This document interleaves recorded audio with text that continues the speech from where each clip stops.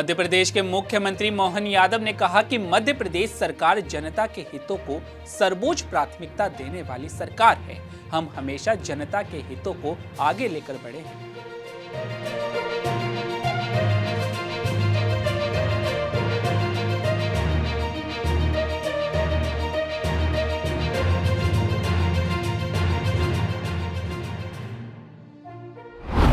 BPSC के खिलाफ छात्रों के आंदोलन के समर्थन में कांग्रेस कार्यकर्ताओं ने पटना में मशाल लेकर जुलूस निकाला।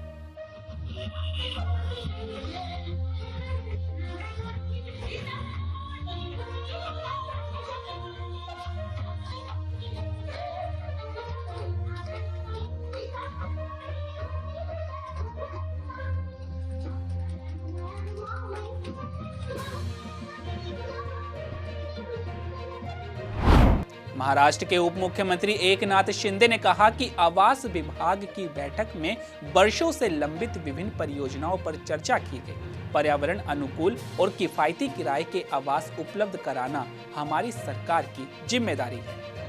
आज हाउसिंग डिपार्टमेंट का एक आढावा बैठक हुई। इसमें एसआरए है, भाड़ा है, इसके बारे में बहुत ही चर्चा हुई और जो कई सालों से प्रलंबित जो प्रोजेक्ट है उसे आगे बढ़ाने के बारे में चर्चा हुई है। इसमें पर्यावरण पूरक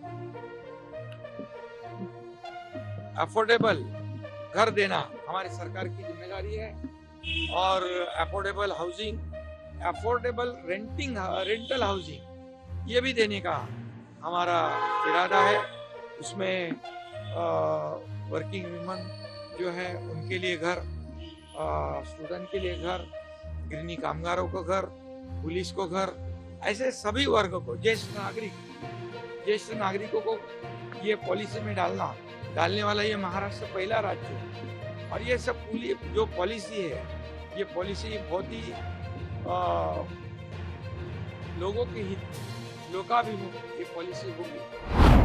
कांग्रेस नेता संदीप दीक्षित ने प्रधानमंत्री मोदी द्वारा दिल्ली सरकार को आपदा सरकार कहे जाने पर कहा कि मुझे पहली बार यह लगा कि भाजपा भी चुनाव लड़ रही है। तो चलो पहली बार ये तो लगा कि बीजेपी भी लड़ रही है। अभी तक तो बिल्कुल ही गायब थी, न मुद्दों से गायब थी, दिल्ली से गायब थी, समझ में नहीं आ रहा था। हमको तो ऐसा लग रहा था कि कुछ आम आदमी पार्टी में आपस में कुछ बातचीत हो गई होगी कि यार आप बाहर रहना, आपकी बात दिल्ली में ले लूंगा। क्योंकि आपको याद होगा आज से कोई 5-6 साल पहले आम आदमी पार्टी की वेबसाइट पे लिखा होता था ऊपर मोदी नीचे केजरीवाल।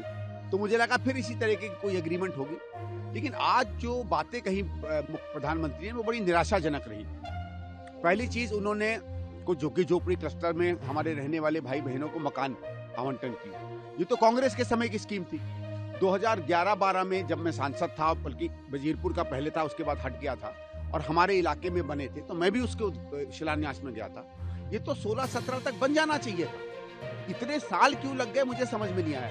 क्या भाई हमारे झुग्गी झोपड़ी में रहने वाले भाई बहन जो हैं उसकी याद नहीं आती है प्रधानमंत्री को? जनसुराज के संस्थापक प्रशांत किशोर ने कहा कि यहाँ एडीएम आए थे जिन्होंने मुझे कहा कि आंदोलन को वापस ले लीजिए, लेकिन मैंने उन्हें बता दिया कि ये मेरे लिए संभव नहीं है। एडीएम और पुलिस की टीम आई थी आपसे मिलने का, क्या कहा जा रहा है उनके तरफ से आपको?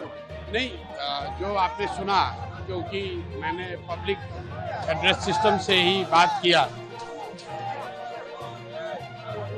क्योंकि पूरी जो बात हुई वो पब्लिक एड्रेस सिस्टम पर ही बात हुई। तो सबने सुना, जितने साथी यहाँ हैं उन्होंने भी सुना। एडीएम साहब आए थे और उन्होंने ये कहा कि आप इस आंदोलन को वापस ले लीजिए।